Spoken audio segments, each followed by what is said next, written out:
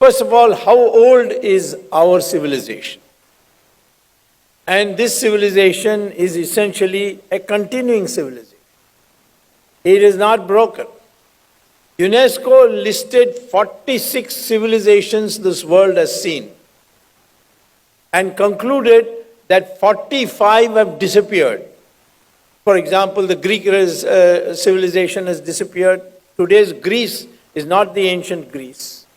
Roman civilization has disappeared. Today's Italy is not that Roman civilization. Egyptian civilization of the pharaohs, that is not today's Egypt. Today Egypt is a Muslim country. Mesopotamia, Babylon. And they went on listing all these civilizations which are now died. And something new has come in its place. And said 45 of the 46 civilizations have now disappeared. Only one civilization is a continuing civilization from time immemorial, and that is the Hindu civilization of India.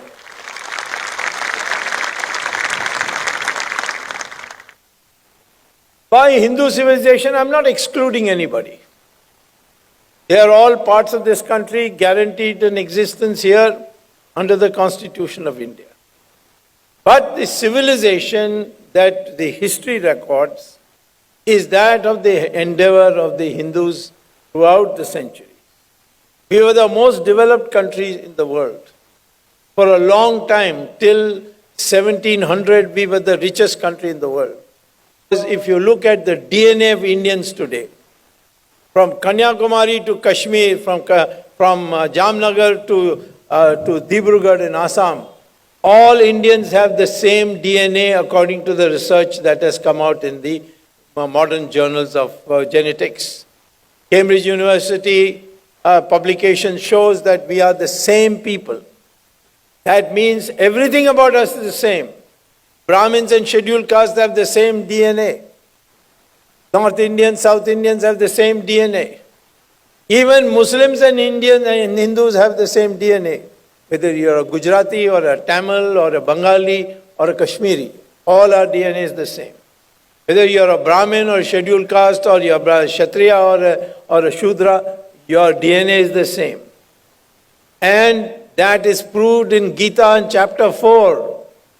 When Krishna tells Arjuna that Kshatriya is a value, it is not your birth, it's a guna. All these four categories of Brahmin, Kshatriya, Vaishya and Shudra, they are gunas. That is, if you are a Brahmin, you must be a Jnani and Tyagi. Even though Mahatma Gandhi was born in a Vaishya family, but because he was a Jnani and a Tyagi, he qualifies to be a Brahmin, and that is the correct definition of a Brahmin. Not somebody who is born in a Brahmin family necessarily. Vishwamitra was born in a Kshatriya family. He became Rishi of Rishis. Same thing with Vedavyasa. Vedavyasa's mother was a fisherwoman. Kalidasa was a Vanavasi. He was cutting woods of tree before he was trained to become a poet and became a Mahakavi, a Maharishi. Similarly, Valmiki was born in a scheduled caste family. Those days there were a very small number who were treated as not part of society. But their children were not treated as not a part of society. And Valmiki is the example. He started off as a Daku, and then later on it got converted and he became a Maharishi and wrote the Ramayana. And we worship him as a Maharishi. It's not necessary that if you are a Brahmin, you cannot cease to be a Brahmin. Ravan was a Brahmin. And he fought a Kshatriya, Rama, and Rama killed him. But the country's Brahmins did not condemn Rama for it. They worshipped Rama for it because he killed an evil man. It didn't matter whether he was a Brahmin or not. So today we have to develop this concept that we are all Indians. We have to be united.